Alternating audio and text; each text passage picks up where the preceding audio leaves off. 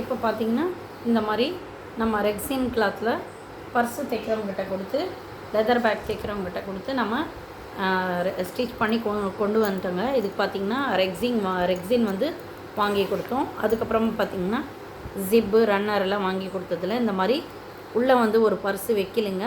இனிமேல் தைச்சாக்க வைக்க சொல்லியிருக்கோம். பாருங்கள் வியூவர்ஸ், இந்த மாதிரி தைச்சி முடிச்சதுக்கப்புறமா நாம் இதை என்ன பண்ண போகிறோன்னா இந்த பர்ஸை இந்த பீட்ஸு பேக்குக்குள்ளார வைக்க போகிறோங்க. அதுக்கு பார்த்திங்கன்னா நம்ம என்ன பண்ண போகிறோன்னா இந்த பீட்ஸ் ஒயர் பேக்குக்குள்ளார இந்த மாதிரி இந்த பர்ஸை வந்து உள்ளே வைக்க போகிறோங்க. உள்ளே வச்சுட்டு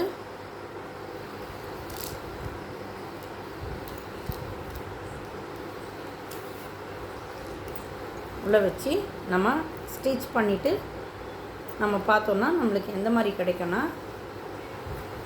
இந்த ஓரம் பார்த்திங்கன்னா இந்த ஓரமாக இருக்கிறத இங்கே வச்சு நம்ம அப்படியே வந்து ஊசி நூல் கொண்டு ஸ்டிச் பண்ணிட்டு வரணுங்க.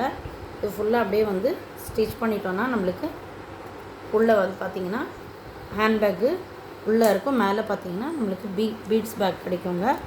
இதை வந்து அப்படியே வந்து நம்ம ஹேண்ட்பேக் மாதிரி யூஸ் பண்ணிக்கலாங்க. பாருங்கள், நம்ம பிக் சைஸ் ஹேண்ட்பேக் வந்து போட்டிருக்கோங்க. நான் எல்லாத்தையும் வந்து நான் தைச்சி முடிச்சுட்டு நான் காட்டுறேங்க எப்படி இருக்குன்ட்டு.